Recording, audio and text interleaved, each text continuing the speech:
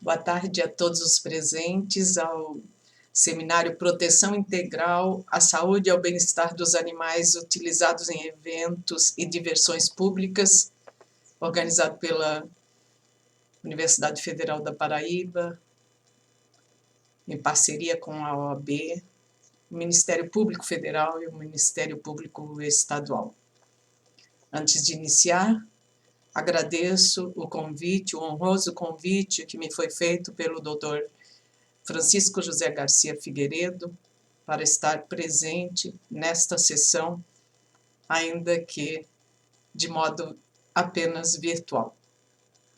Eu vou passar em seguida a fazer uma leitura que será bastante longa, são muitas informações técnico-científicas e não posso arriscar passar essas informações apenas confiando em minha memória. Será uma leitura de um resumo, na verdade, de uma parte de uma pesquisa que eu venho realizando desde setembro do ano passado, sobre a dor e o sofrimento dos cavalos usados em todo tipo de monta, para tração, em esportes e em qualquer tipo de espetáculo. Os estudos que eu realizo são baseados em obras de médicos veterinários, especialmente de médicos britânicos, Broom, Fraser e Webster, sobre o bem-estar dos animais domesticados. E, especialmente, a ênfase maior no que diz respeito a detalhes técnicos da dor e do sofrimento sofridos pelos cavalos. Eu me baseio, então, na pesquisa de 4 obras da Nevzorov Haute École de São Petersburgo, na Rússia. Então, são estudos forenses, né? Os da escola Nevzorov são estudos forenses levados a efeito com o apoio médico e o apoio jurídico para a investigação e análise da crueldade e dos maus tratos aos cavalos. Dor e sofrimento de cavalos em espetáculos. Da dor dos cavalos encilhados e montados para atuar em espetáculos, não se ouve falar.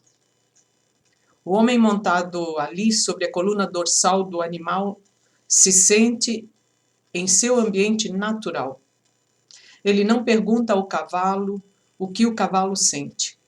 Ninguém, aliás, pergunta. Os médicos que examinam os cavalos, autorizando o uso deles nos espetáculos, também não perguntam muitas coisas ao cavalo. Desde que o cavalo não apresente lesões externas ou sinais evidentes dessas lesões, eles vão para a arena na qual outros animais são levados para sofrer todo tipo de agressão e violência, diante de um público que ignora tudo da fisiologia, da anatomia, da psicologia, da neurologia e da miologia dos animais. Desde a Grécia Antiga se soube que os animais são dotados de alma, um termo que não tem, nos gregos, o mesmo sentido dado pelas religiões. Alma é o movimento do organismo vivo. Todos os organismos vivos são dotados de alma. Muda apenas o tipo de movimento que cada organismo é capaz de fazer, indo dos movimentos reprodutivos, nutritivos, vegetativos, ao desiderativo e apetitivo, até chegar ao intelectivo. Todos esses movimentos que constituem a alma estão presentes em todos os animais. Por isso, eles são hoje chamados de animais sencientes.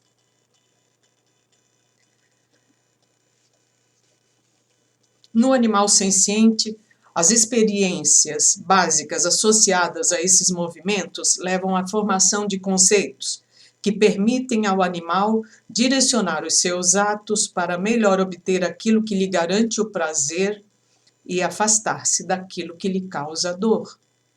Dor e prazer são, portanto, as duas experiências fundamentais de todo animal dotado de consciência. Aliás, se não há dor nem prazer, não pode haver consciência num animal, pois esta é relativa à necessidade do cuidado de si, à preservação do próprio bem e à manutenção da integridade do próprio corpo. Por isso, a consciência é constitutiva do corpo e da natureza, ou do ethos, de todos os animais. Para tê-la, é preciso que o organismo disponha de um sistema nervoso central organizado, operando o tempo todo com as imagens armazenadas da própria experiência anterior e os estímulos que a cada momento afetam o organismo. É pela consciência das sensações do corpo que o animal faz suas escolhas, toma decisões, age do melhor modo para livrar-se do que ameaça sua integridade e busca o que melhor contribui para preservar-se vivo e leso. Nisso, todos os animais somos iguais. Por milênios, usamos, escravizamos e matamos os animais sem levar em conta o valor que suas vidas têm para eles. Pautados na ética antropocêntrica, ignorando os princípios da ética sensiocêntrica e das éticas deônticas aplicadas aos animais, ignoramos a sensibilidade, a consciência e o valor inerente da vida de cada animal. Classificamos o valor de suas vidas em função dos nossos interesses e das vantagens que podemos obter com o uso, a exploração, a escravização, o abuso e a morte deles. Jamais pensamos que lá dentro de cada animal há uma alma sensível e consciente igual à nossa. Pelo contrário, julgamos que o formato externo do corpo dos animais, a posição de suas cabeças, de suas pernas, dos olhos, das orelhas, sejam marcas de sua diferença em relação a nós. E por conta de tantas diferenças, nos demos o direito de causar danos ao corpo dos animais para obter para nós prazeres de todo tipo.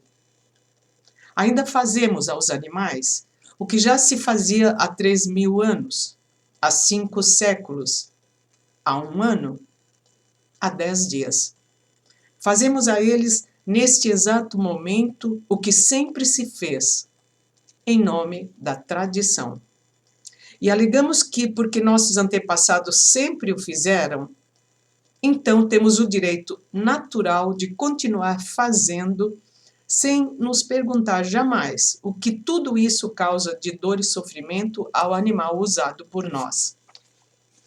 Estamos na arena de espetáculos que usam cavalos que levam homens sentados sobre sua coluna dorsal. Olhamos a cena composta por animais bovinos, equinos e humanos. 3 espécies de animais sencientes. Nenhum deles está ali inconsciente do que lhe for infligido ao corpo. Entretanto, 2 animais estão ali forçados pela vontade humana, o bovino e o equino. Sua presença e sua performance se devem exclusivamente à imposição da vontade humana sobre seus corpos e suas mentes. O espetáculo é montado para projetar do humano, montado sobre o cavalo, a imagem de superioridade, de inteligência, de poder e domínio sobre os outros 2 animais, o bovino e o equino. Uma imagem muito cara, muito machista. Mas no espetáculo da vaquejada, 2 animais, o equino e o humano, são arremetidos na cena para derrotar um terceiro, o bovino.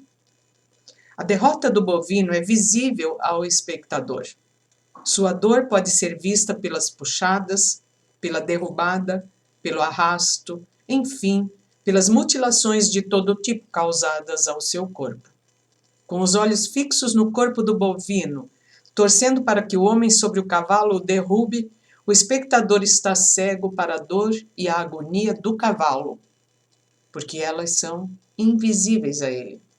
Jamais, a menos que um acidente produza a fratura de uma perna, a paralisia de algum membro, a hemorragia pulmonar ou outro dano grave qualquer, alguém consegue ver a dor do cavalo usado para levar o homem sentado sobre sua coluna dorsal, sovando-a. Há quase 4 séculos temos repetido a mentira inventada pelo filósofo, matemático e geômetra René Descartes, que também estudou anatomia, fisiologia e a consciência dos animais não humanos, de que os animais nada sentem, porque, para ele, para sentir dor e sofrer, ou ter consciência de algo machucando o corpo, era preciso ter uma linguagem, falar e raciocinar. O que não se ensina nos cursos de filosofia, de direito, de biologia, ou qualquer outro que estuda os animais para benefício humano, é que Descartes mesmo admitiu em sua correspondência privada para seus amigos, por exemplo, em cartas amor, que ele inventara a teoria de que os animais são autômatas para diminuir a culpa dos vivissectores e afastar deles a acusação que então já se fazia de crime por conta da vivissecção. Isto é o que ele reconhece na correspondência privada. Nos textos filosóficos ele afirma a falta de alma e de consciência nos animais, porque os animais não eram capazes de falar, de pensar, nem de raciocinar. Assim pensava ele. Vivemos os últimos 350 anos fazendo aos animais o que bem entendemos, sempre com a desculpa de que eles não sentem dor, não sofrem, não têm emoções nem sentimentos. Portanto, nada do que fizermos a eles afetaria a sua mente. Quando um humano toma assento sobre a coluna dorsal de um equino, ele está convencido de que não causa dor ao animal, pois o que lhe foi ensinado é que se o cavalo o obedece ao seu comando, é porque tudo está bem com o cavalo. Isto não é verdade. Desde o século IV antes da nossa era, um dos fundadores do taoísmo, amante dos cavalos, Zhuangzi, escreveu com todas as letras: o freio tortura o cavalo. Vamos agora descrever o que está acontecendo ao cavalo quando ele é montado. Para aceitar a monta, alguma dor ainda mais forte precisa ser infligida ao cavalo. É para isto que foram inventados estes instrumentos: freios, rédeas, esporas, chicotes e selas. Nas palavras de Alexander Nevzorov, é através da dor que o homem força um cavalo a levá-lo sobre as costas. O ferro, na boca do cavalo, tornou-se para o homem uma espécie de atributo indispensável da relação, uma chave mágica para o controle do cavalo. As informações que seguem foram obtidas da pesquisa sobre a dor e o sofrimento dos cavalos usados em esportes de todo tipo, pelo Departamento Científico da Haute École Nevzorov de São Petersburgo, na Rússia. Alexander Nevzorov e Lídia Nevzorova realizam pesquisas médicas exclusivamente destinadas ao estudo da dor e sofrimento de cavalos usados para montaria nas diversas modalidades, ou para tração, com o apoio de São Petersburgo Judicial Medical Research Center. São pesquisas forenses, destinadas a amparar decisões judiciais relativas aos maus-tratos infligidos aos cavalos. Quando vemos um homem sentado sobre um cavalo, na verdade não vemos nada que diga respeito à condição neurofisiopsicológica do cavalo. Para enxergar o que se passa no corpo do animal submetido à sela, ao freio, às rédeas, às esporas e ao chicote, é preciso ter disposição para isso. É preciso dar atenção ao que se passa escondido do nosso olho. E tudo o que interessa ao animal equino, submetido à monta e ao comando do animal humano, é exatamente o que o nosso olho não vê. Se há um olho que vê e outro que não vê, conforme o diz Jorge Amado em seu único livro infantil, O Gato Malhado e a Andorinha Sinhá, para termos consciência do que acontece ao cavalo, é preciso tomar a decisão de abrir o olho que não quer ver. Um gesto simples, fácil, para nós, que temos acesso a todas essas informações no mundo acadêmico. Mas esta é uma decisão ética irreversível, também para os doutores, os juristas, os veterinários e os amantes dos animais. Depois de aberto este olho que não quer ver, perdemos completamente a nossa inocência moral. Comecemos pela cabeça do cavalo. Ali, na face, distribuídos pela lateral das mandíbulas e ramificados por toda a parte até o olho, estão 12 pares de nervos, incluindo o trigêmeo, que se ligam diretamente ao cérebro equino. Esses são os nervos usados para dominar o cavalo. Não importa se o domínio é esportivo, para lazer ou tração. O fato é que um animal daquele porte não pode ser dominado por um animal 5 vezes menor ou que pode ter até 5 vezes menos peso. A obediência é obtida pela doma, pelo domínio do homem sobre o corpo do cavalo. E no caso desse, tal domínio só é possível pela dor. Sem dor, não há obediência de qualquer cavalo. Sem inflição de dor, pode haver uma interação entre o cavalo e o ser humano, pois ambos são da mesma natureza psicológica, sensível e emocional. Mas não havendo submissão nem obediência de uma das duas partes através da dor, não haverá como escravizar e manter dominada a outra parte.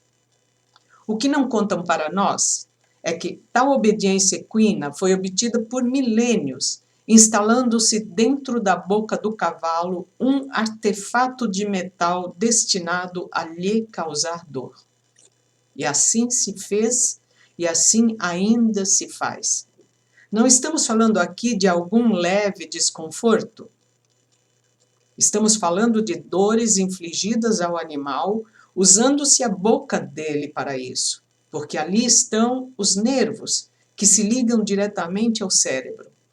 O impacto da dor na boca do cavalo é imediato, contundente, exatamente o que se espera, pois da reação dele depende o resultado almejado pelo humano que o comanda. Para se ter uma ideia do poder que o cavaleiro tem sobre o cavalo, quando usa rédeas e freios, cada puxada da cabeça do cavalo com o freio para trás equivale a um impacto de 20 a 25 kg por centímetro quadrado. E quando o cavaleiro usa a chamada mãos suaves ou rédeas suaves, esse impacto pode baixar para 5 a 8 kg por centímetro quadrado, não menos do que isso, mesmo na chamada mão suave. De modo que os humanos conseguem fazer um cavalo obedecer como? Não é pela inteligência superior humana, é pela dor. Ali na face do equino estão tecidos moles, língua, mucosa, gengivas, lábios, exatamente os tecidos que não dessensibilizam com a repetição do uso, não formam calos, não calejam. Estão os ossos cranianos, os nasais, os orbitais e as mandíbulas. Estão os dentes e os nervos. Puxar as rédeas é o modo de fazer um animal parar. Puxar fortemente o freio para deter o animal imediatamente é o modo de obter do seu corpo a posição mais propícia para o que se quer alcançar em seguida. Mudar a trajetória daquele corpanzil fazendo girar da esquerda para a direita, da direita para a esquerda, deter-se diante de algum obstáculo a tempo de não esbarrar nem cair sobre ele, tudo isso visto de fora ou de cima do cavalo, não revela o tanto de dor infligida à boca e ao cérebro do animal, para que este se mova de acordo com a vontade de quem comanda seu corpo, não de acordo com sua própria vontade. Provavelmente, os aprendizes de montaria jamais ouviram falar da dor na boca do cavalo, na nuca do cavalo, na coluna dorsal do cavalo, nas patas do cavalo, nas juntas do cavalo, nos músculos do cavalo, nos tecidos epiteliais do cavalo, no estômago do cavalo, nos pulmões do cavalo. Mas com certeza ouviram que puxar o freio e as rédeas de um certo modo é a única forma correta para obter do cavalo o movimento que precisam. Só ouviram isso. A verdade deste segredo do domínio do homem sobre o corpo do cavalo jamais é revelada. E, quando o é revelada de modo a fazer parecer natural e necessária essa dor infligida ao animal. Não se questiona, da perspectiva do cavalo, qual é a necessidade que ele tem de passar por essa dor que não é natural, é infligida a ele. Sentir dor, obviamente, em todos os animais, porque todos eles são sencientes, é algo natural. Mas, na natureza, a dor tem justamente o propósito de avisar ao animal para fugir do ambiente ou do estímulo doloroso. Ela está ali para proteger o animal de um dano, uma lesão ou mesmo da ameaça de morte. Esta é a dor natural, necessária, também no corpo humano.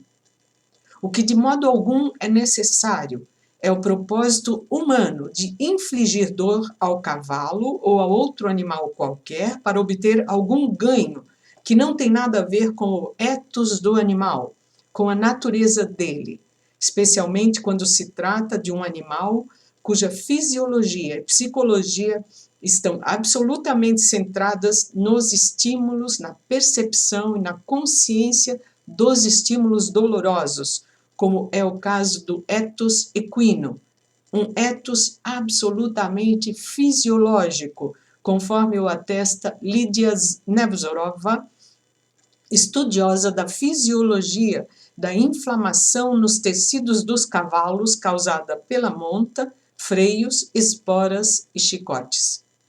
Conforme o afirma Alexander Nevzorov, não são poucas as doenças dos cavalos usados para monta, tração ou qualquer outro fim humano.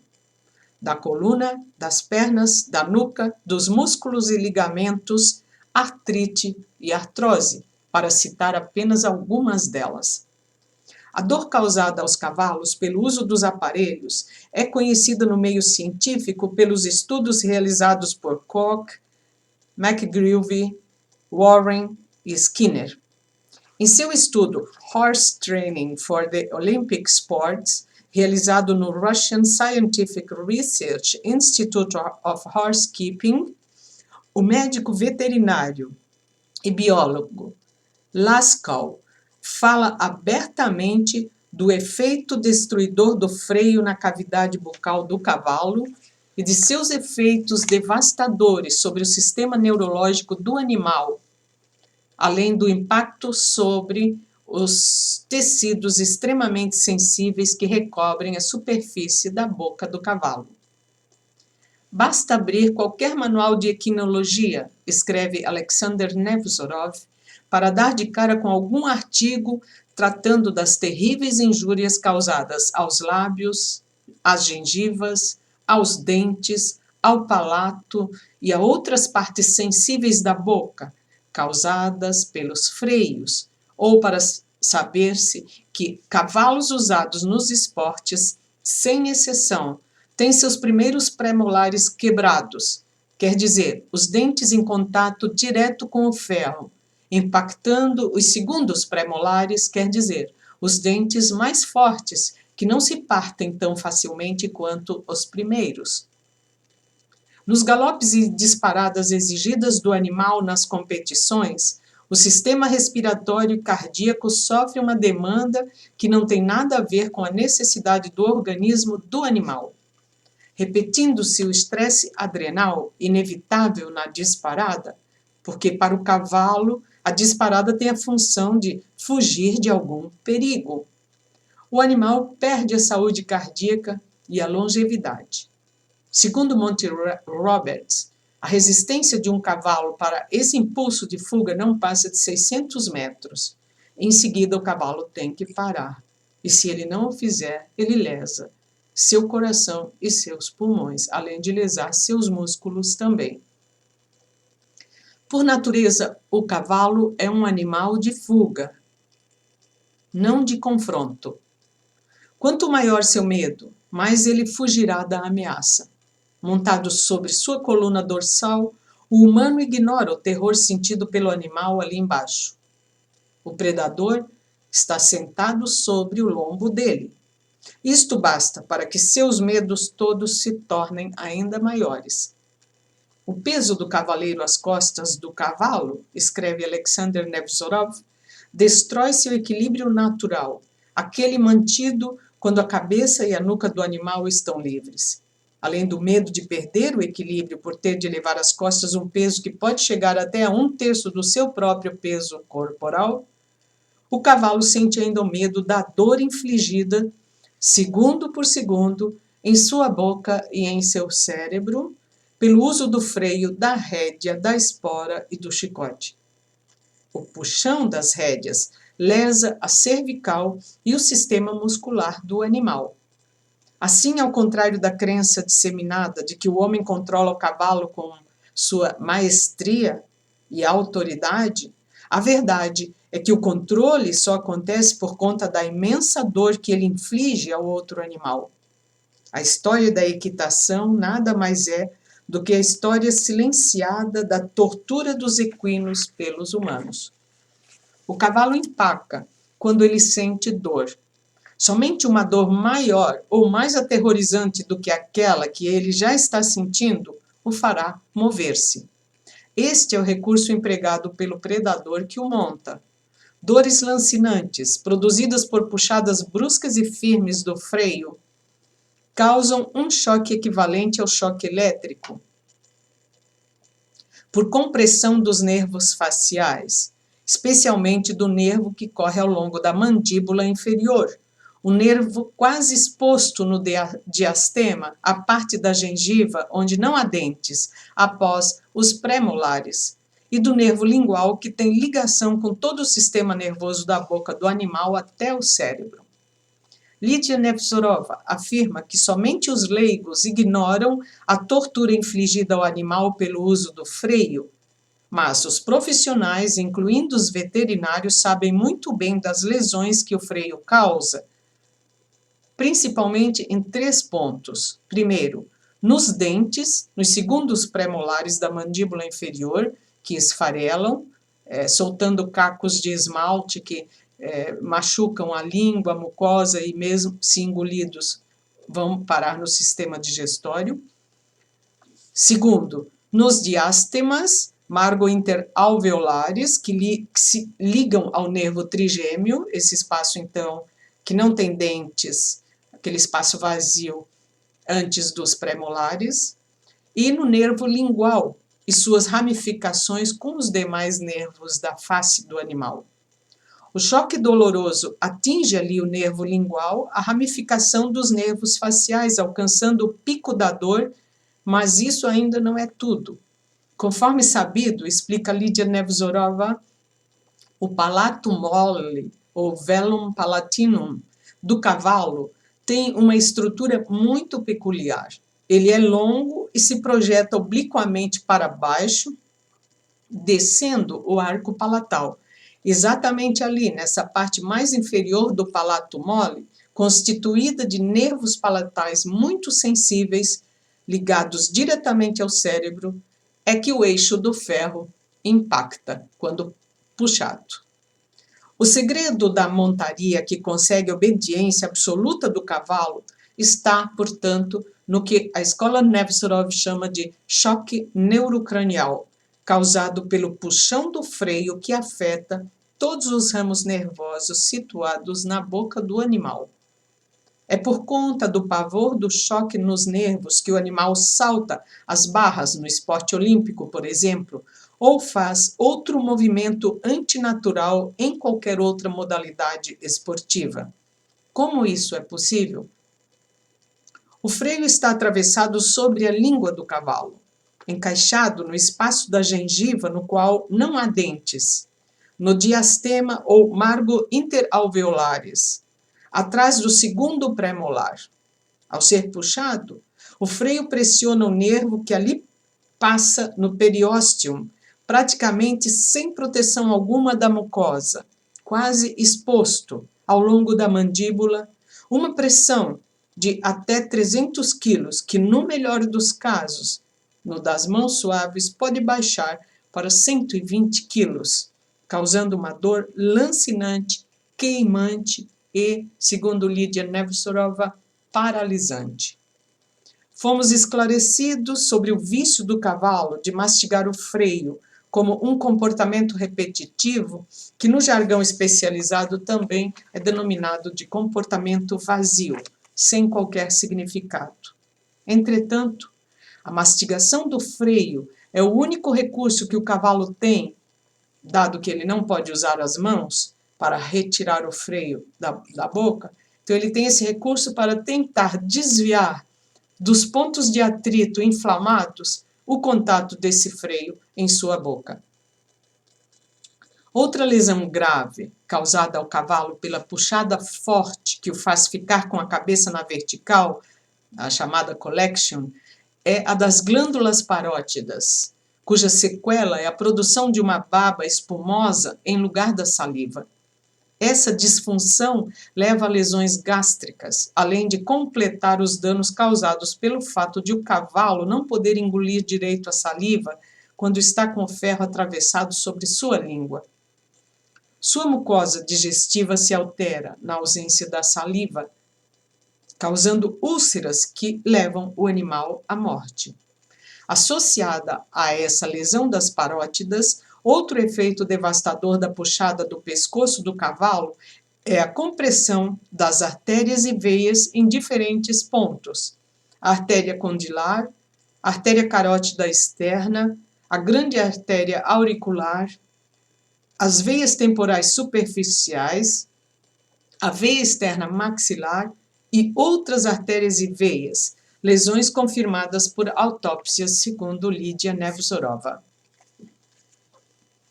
Não bastasse o impacto extremamente doloroso do ferro embutido na boca do cavalo sobre seus nervos cranianos, também o cabresto, mantido firme sobre a face do animal, é fonte de dor e lesão. O nariz do cavalo tem 2 ossos chatos ligados por uma cartilagem. Essa ligação é tão frágil que uma simples pressão do nosso dedo ali sobre aquele ponto faz com que os 2 ossos se soltem. Esta é a pressão exercida pelo cabresto ou pela puxada da rédea sobre o osso nasal, causando uma dor imensa, indescritível no animal. Outro recurso doloroso usado pelo cavaleiro para fazer o animal obedecê-lo. Mas o segredo da obediência do cavalo ainda não termina aí.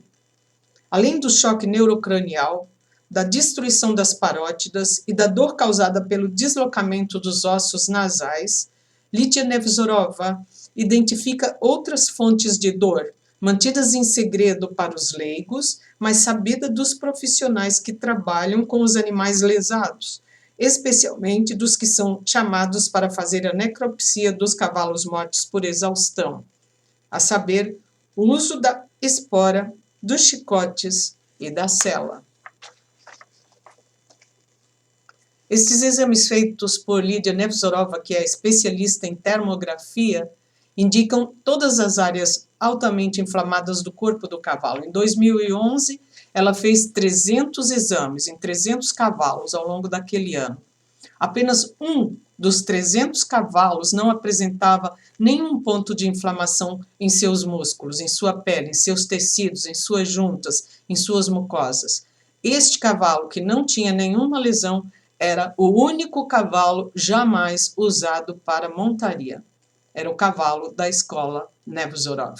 Os outros 299 cavalos, todos apresentavam lesões gravíssimas, inflamações crônicas, acumuladas e agudas em diferentes partes dos tecidos do seu corpo.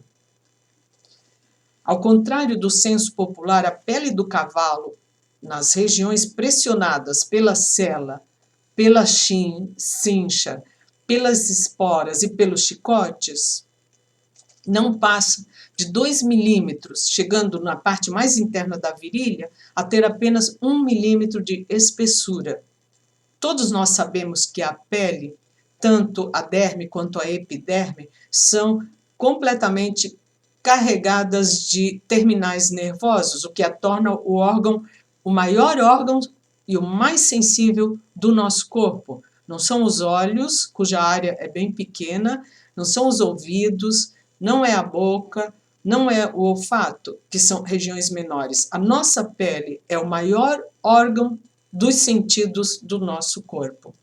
Mas no caso dos cavalos, ao contrário do que cremos, as terminações nervosas desses tecidos são ainda mais concentradas do que no caso da pele humana. Portanto, os cavalos, que são animais extremamente fisiológicos, dependem da sensibilidade do seu corpo para poder auferir o que está vindo de estímulo externo sobre eles. Muita gente interpreta a passividade do cavalo com as chicotadas como insensibilidade da pele.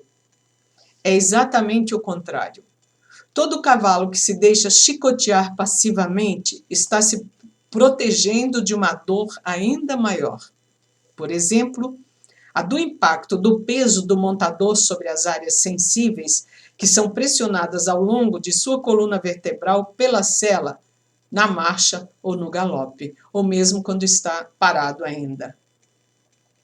Entre andar com uma articulação lesada, uma pata quebrada ou inflamada, sofrendo o impacto do peso do montador sobre os músculos cheios de hematomas antigos e não cicatrizados, não regenerados, e com os vasos sanguíneos destruídos,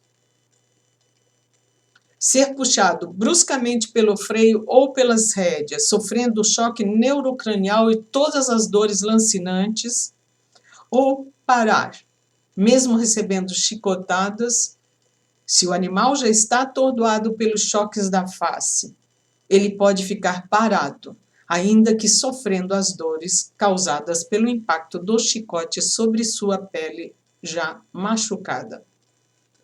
Retomando a sequência das dores, podemos assim descrever as escolhas do cavalo para poupar-se de dores mais intensas. A primeira dor é a da sela, a segunda é a do peso do cavaleiro sentado sobre esta sela. As outras já foram descritas. São dores crônicas, sofridas pelo animal no qual alguém monta diariamente ou várias vezes na semana, uma dor que ninguém vê, ninguém imagina que ali esteja, mas ela está ali, na mente do cavalo, todos os dias, sem dó nem compaixão. Ao sentir o peso da sela, o animal sabe a sequência de dores que o esperam até o final daquela jornada. Essa é a imagem que o faz deter-se. Daí vem uma chicotada aplicada sobre os tecidos inflamados que nunca tem tempo para se reconstituir, porque outra vez o animal é montado, chicoteado e esporiado, sem chance de seus tecidos voltarem ao normal, de os vasos sanguíneos rompidos se recomporem. Ninguém vê, mas por baixo daquela pele há sangue coagulado, músculos e nervos inflamados, juntas atrofiadas ou fraturas. Se o golpe do chicote não demove o animal de ficar ali parado, vem o golpe das esporas, causando lesões na parte externa dos tecidos próximos à virilha, justamente a parte da pele do animal menos densa. Dores mais fortes aplicadas sobre dores antigas e crônicas fazem o animal, então, disparar.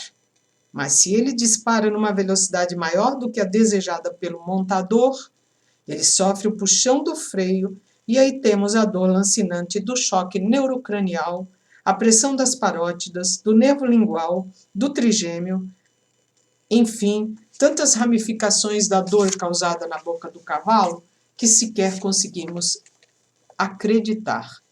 Mas essas são as dores que levam o animal a se submeter ao domínio humano. O animal tem que escolher entre uma dor lancinante e uma dor insuportável.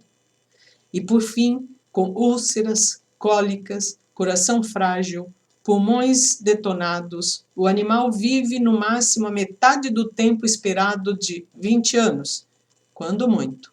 A longevidade equina é de 40 anos, mas os cavalos usados nos esportes não passam de 8 anos. E os que viveram mais são tão raros que chegam a ser conhecidos por seus nomes, porque ninguém tem memória para armazenar os nomes dos milhares que sucumbem, não na arena, mas atrás dos tapumes, nas baias imundas, depois do espetáculo ter sido encerrado. Evoluir para não expressar dor. Não são poucas as pessoas que confundem o silêncio dos cavalos com insensibilidade. Fazem o mesmo em relação às vacas, usadas para extração de leite, que por mais que tenham o úbere inflamado ou infectado, não fazem ruídos para não expressar essa dor. Acostumados que estamos com a manifestação ruidosa da dor na maioria dos humanos, é fácil concluir erroneamente que se os cavalos suportam todos esses maus tratos sem se rebelarem, então é porque neles a dor não acontece de modo tão intenso quanto acontece em nosso corpo humano. A verdade está na outra ponta. Os tecidos dos cavalos são tão mais enervados quanto os nossos, indicando que eles são acometidos do que nós, mais acometidos do que nós por estímulos dolorosos, conforme o constata a pesquisa realizada por Lydia Tong, num relatório chamado Does Whipping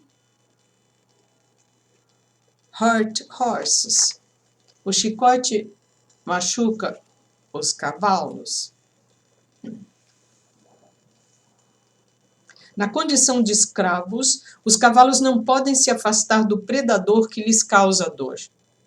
Podemos imaginar o estresse emocional causado pelo desespero de se estar na condição de refém de torturadores, daqueles que tornam torta e mais uma vez torta a dor já causada. Torturar dores. A sensibilidade à dor é definida tanto por fatores genéticos quanto hereditários, culturais e mesmo individuais. Um indivíduo descendente de progenitores extremamente sensíveis à dor pode ser extremamente sensível à dor também, mas pode acontecer que pela cultura, pela educação e por suas experiências, suas reações à dor sejam menos agudas, menos intensas do que as reações de seus progenitores à mesma dor.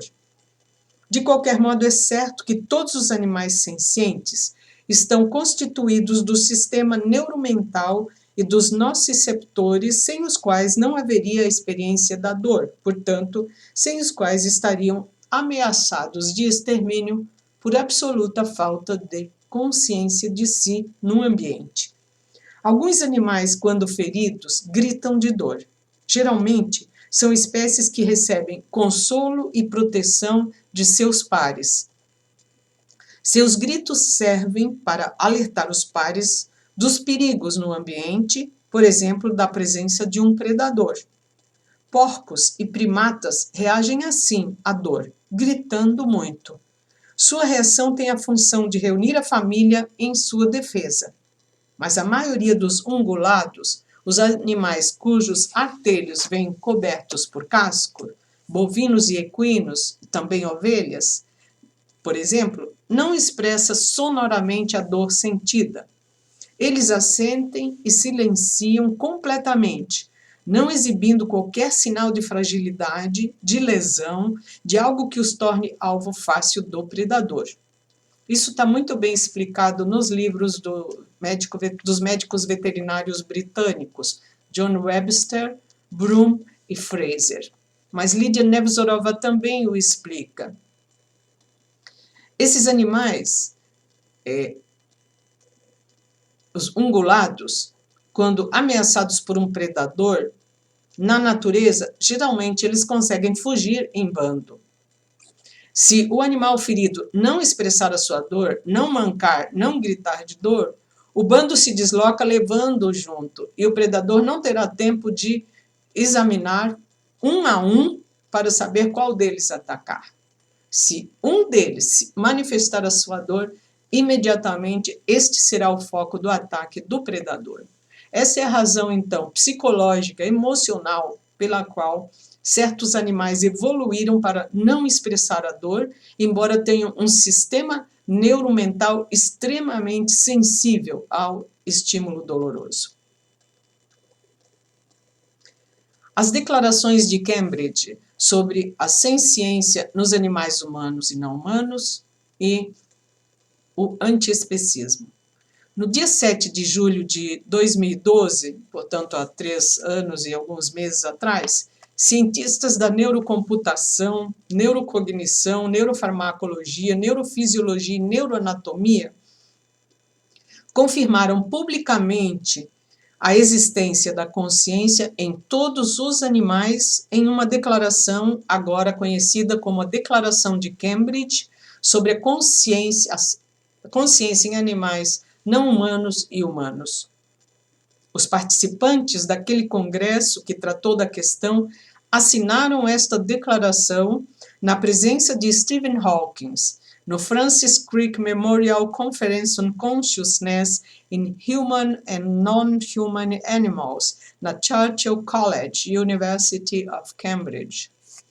Essa declaração afirma, com base nos dados de pesquisas comparativas neurológicas realizadas em animais não humanos e em humanos nas últimas décadas, que, primeiro, a ausência do córtex não parece impedir que um organismo experimente estados afetivos. Segundo, animais não humanos têm os substratos neuroanatômicos, neuropsíquicos e neurofisiológicos de estados de consciência, juntamente com a capacidade de exibir comportamentos intencionais.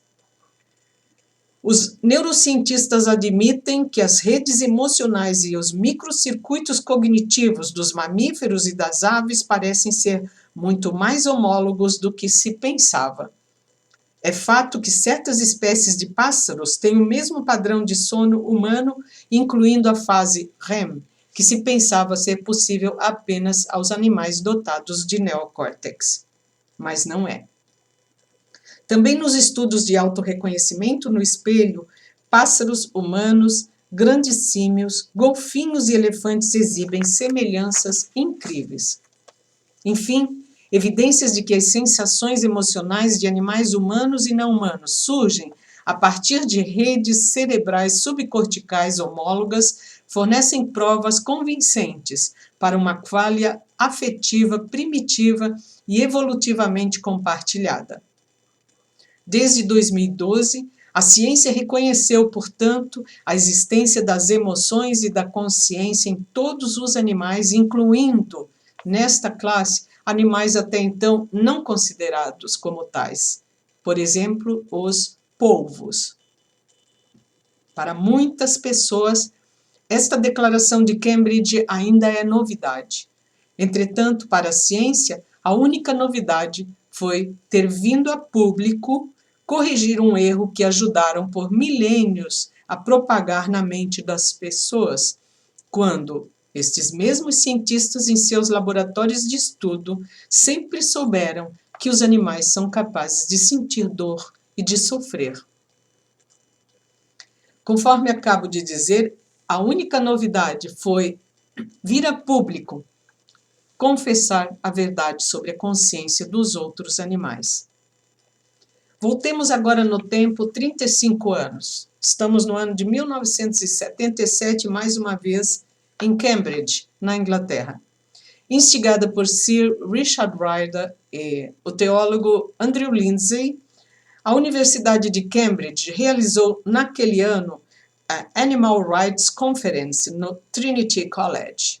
Ao final daquela conferência, os participantes aprovaram a Declaração Anti-Especismo, redigida por Ryder e Andrew Lindsay. Já em 77, portanto, 35 anos antes da Declaração de Cambridge sobre a consciência em animais não humanos e humanos, os cientistas sabiam da senciência em todas as espécies animais. Isto fica claro nos termos da Declaração Anti-Especismo. Tendo em vista que acreditamos que há amplas evidências de que muitas outras espécies são capazes de sentir, nós condenamos absolutamente a inflição de sofrimento aos nossos irmãos e irmãs animais e a diminuição de seu prazer, a menos que isto seja necessário para o benefício deles. Não aceitamos que as diferenças entre as espécies, não mais do que a diferença entre raças e sexos, possam justificar a exploração arbitrária e a opressão em nome da ciência ou do esporte, ou para comida, lucros comerciais ou outro ganho humano qualquer. Nós acreditamos no parentesco evolucionário moral de todos os animais e declaramos nossa crença de que todas as criaturas sencientes têm direito à vida, à liberdade e à busca da própria felicidade. E exigimos a proteção de todos esses direitos para elas também. As liberdades animais que não podem ser violadas e a ineficácia das leis bem-estaristas. 5 liberdades bem-estaristas já foram definidas na Inglaterra na década de 80 para os animais usados em testes, abatidos para consumo, eleitos para companhia e estima e para os animais silvestres. Para usar qualquer animal, seja para estima, comida, teste, preservação da biodiversidade, segundo aquelas normas inglesas da década de 80, os humanos devem garantir que os animais sob sua guarda e responsabilidade estejam livres de: primeiro, fome, sede e desnutrição; segundo, medo e angústias; terceiro, desconfortos climáticos; quarto, dores, feridas e doenças; e quinto, quaisquer bloqueios impeditivos do seu comportamento natural normal. Podemos bem imaginar o quanto dessas 5 liberdades básicas e fundamentais são violadas em qualquer sistema de criação, exploração e matança de porcos, galinhas, vacas, ovelhas, cavalos, cães e gatos para consumo ou para diversão de humanos ao redor do planeta. 15 anos após o estabelecimento daquelas 5 liberdades para acalmar a culpa dos consumidores que atendem suas necessidades à custa da vida de outros animais, o médico veterinário bem-estarista John Webster, em seu livro Animal Welfare, A Cool Eye Towards Eden, publicado em 1994, acrescentou mais uma liberdade definida por ele como a liberdade para controlar pessoalmente a qualidade da própria vida. Portanto, o bem próprio, não o bem-estar, que este geralmente é definido nos padrões antropomórficos. Nem as 5 liberdades bem-estaristas básicas prescritas por lei na Inglaterra, nem a 6ª liberdade acrescentada por Webster em meados da década de 90, são de fato respeitadas em qualquer sistema que crie um animal para explorar seu corpo ainda vivo e em seguida matá-lo, ou para servir-se dele para qualquer propósito humano, do lazer à diversão. Sir Richard Ryder, criador dos termos especismo, dorência, sofrência, Considerado o mais expressivo antiespecista, defensor dos animais dentro da Sociedade Real Britânica de Prevenção à Crueldade contra os Animais, não satisfeito com as 6 liberdades bem-estaristas, qualificou uma 7ª liberdade, que deve ser respeitada em relação aos animais. A liberdade do espírito do animal de buscar fazer o que está ao seu alcance, ao alcance da sua sensibilidade e inteligência, para não sofrer tédio, aborrecimento, monotonia, pois estas são as razões pelas quais o animal neurotiza e cria os chamados comportamentos vazios, que são símbolo de sua depressão e de sua loucura. Do mesmo modo que se vê em humanos há ações que não são necessárias para garantir a expressão do espírito específico dos animais. Por exemplo, brigar, agredir ou obter algo por vias violentas.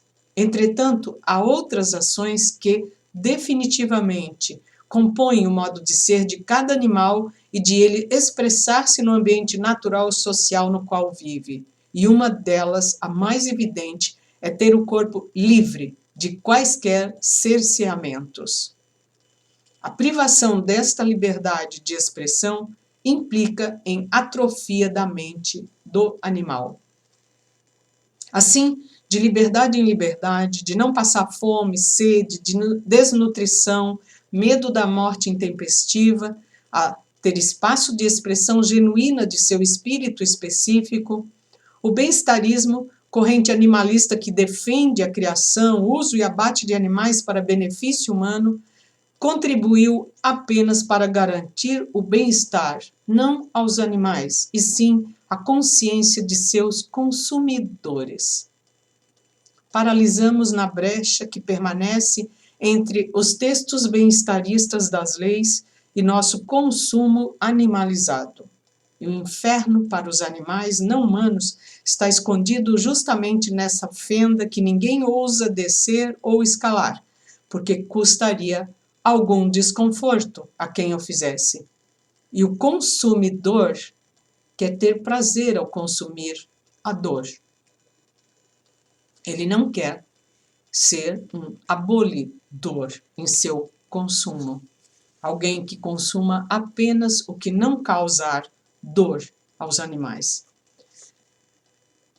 Nenhum animal estará feliz sob o domínio humano até que seja abolida nossa crença de que nos foi dado o poder para tiranizá-lo, portanto, para consumir sua dor.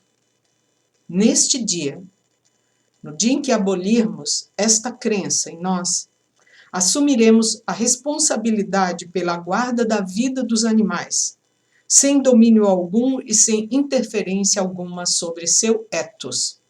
Seremos, então, abolidores. Somente neste dia começaremos a pensar sobre o que seja o bem da vida de um animal, o bem próprio dele, o bem inerente a cada um deles. Não um bem-estar idealizado ao nosso gosto, modo e semelhança, antropomorfizado para favorecer os nossos interesses, violando completamente os interesses e as necessidades e o espírito dos animais. E quando o bem próprio de cada espécie de vida animal estiver ameaçado, sairemos sim em socorro para intervir, jamais para interferir, que é a forma de fingir socorro ferindo. Bem próprio e bem-estar são, portanto, conceitos distintos. Se respeitarmos o bem próprio de um animal, o espírito, o ethos natural dele, o bem-estar dele estará garantido porque faz parte do ethos natural de cada animal buscar o equilíbrio para o seu próprio corpo. Eles não dependem de nós. Aliás, nós só atrapalhamos eles.